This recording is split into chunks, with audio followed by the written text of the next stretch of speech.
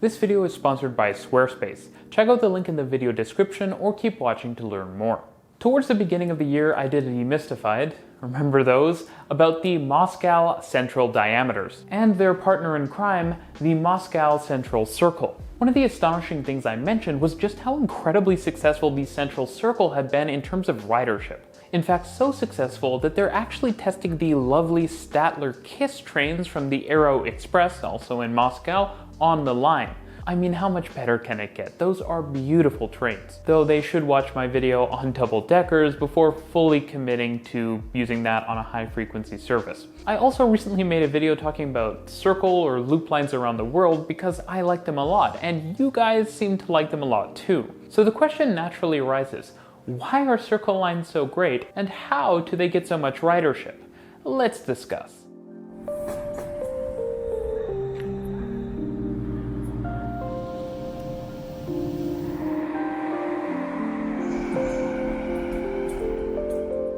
If you're not already, consider following me on Twitter and Instagram for even more transit content. When it comes to circle lines, as it turns out, they are really broadly successful. I already mentioned the Moscow Central Circle, and as it turns out, Moscow's inner circle, the Koltsevaya line, is also incredibly popular, with metro interchanges at literally every stop. Moscow loves circles so much that they're even building a new circle line to encircle the old circle line, and intersects with the central circle line, which hilariously isn't actually that central, called the big circle line, for some reason. It isn't just in Russia that circle lines are going gangbusters though. Many armed transit viewers rightfully scolded me for not mentioning line 2 of the Seoul subway in my top loop lines video. It is a great line. It's also Seoul's most used subway line, and it went to the London School of Drawing Circles. What is this?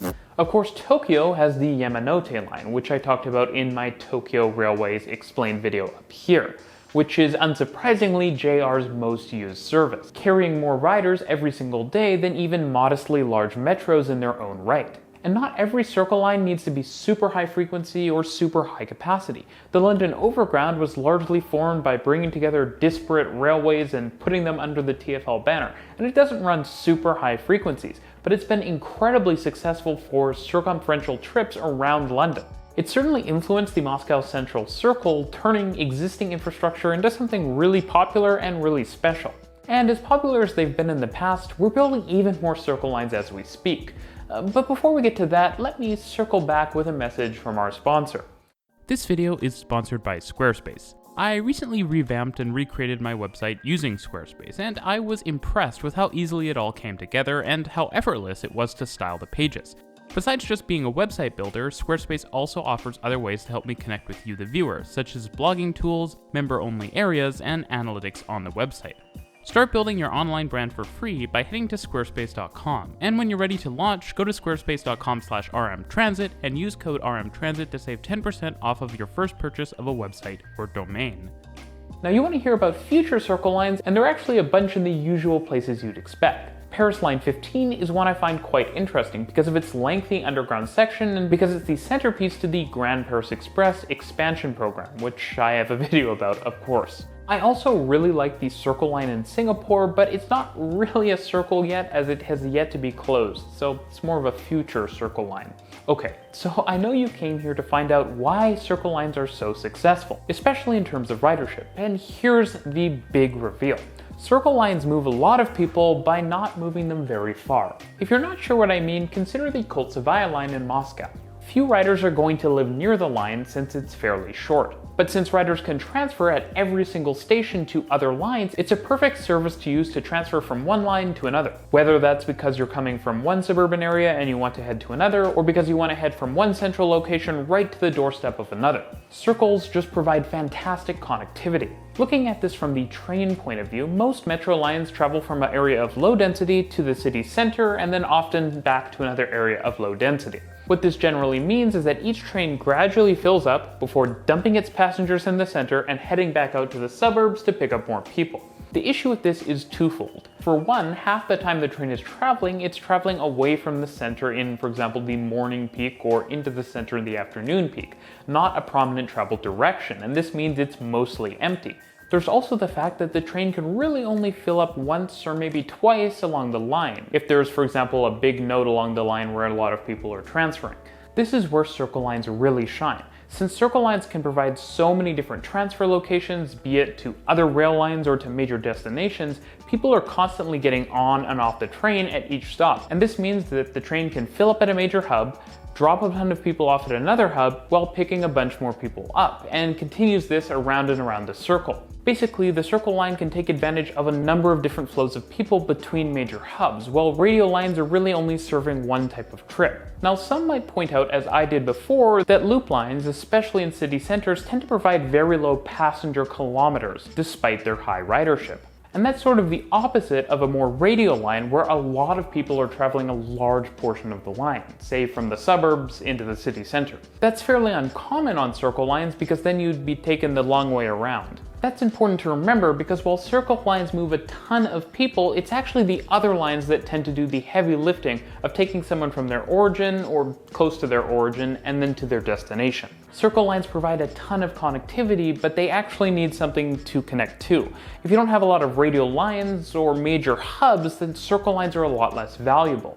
Now, I think especially in the era of COVID and beyond, Circle lines are super useful because they're a lot less oriented towards peak travel demand. Anecdotally, it seems like a lot of circumferential transit lines have both sustained ridership a lot more successfully during the pandemic, but they've also recovered more quickly. Now, the obvious question is, where should we build more of these lines? And the honest answer is everywhere. As railway and transit networks, and remember there are circular bus and tram lines as well, get larger and larger, the connectivity provided by Circle lines becomes only more and more valuable. In terms of where they're actually desperately needed though, there's a lot of places in Europe and Asia where they'd make sense already have built them. In North America, on the other hand, there isn't really a proper Circle line anywhere to speak of, except for perhaps the Chicago L. So as usual, we're playing catch up. That said, North American cities with their sort of sprawling nature may be uniquely suited to Circle lines, which could connect major destinations in the city that are outside of the center, scattered throughout the suburbs. A lot of older North American rail systems like Boston, Toronto, and Chicago seem like natural candidates for Circle lines, though in the latter cases they would be more like semicircular lines unless we want to build tunnels under lakes. These cities have fairly well used existing rail systems that are all highly radial, and Circle lines could be really well used. DC is even more uniquely suited because, like a lot of the world's great cities, it's highly polycentric, meaning there are a lot of transit nodes that aren't just in the city center, and that means a Circle line would have a lot more to connect to. Now, I was going to mention Latin America and India in this video, but truth be told, they don't really need my help. Latin American metro systems like Santiago and Mexico City have already been bitten by this circumferential transit bug, and Mexico City in particular will probably get a video in the future about the unique layout of its metro system. In the case of India, Delhi already has its circular metro line mostly complete, and a lot of Indian cities, including also Delhi, have mainline circular railways, so I expect to see many more circular metro lines there in the future.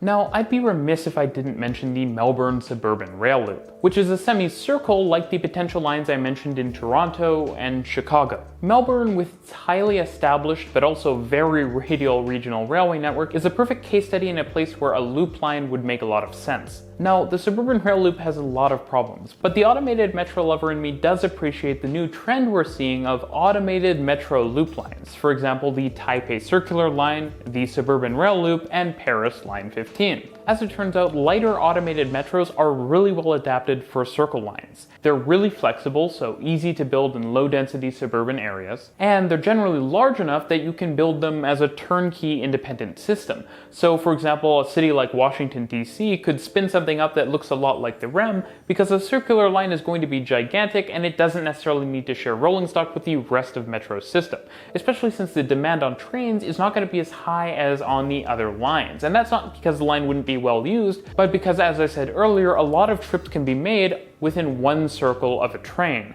So yeah, circles are great, and by their very nature, they're quite popular. If your city doesn't have a circle line, it could be worth considering, be it metro or something more like regional rail. Just make sure to get your capacity right. Thanks for watching.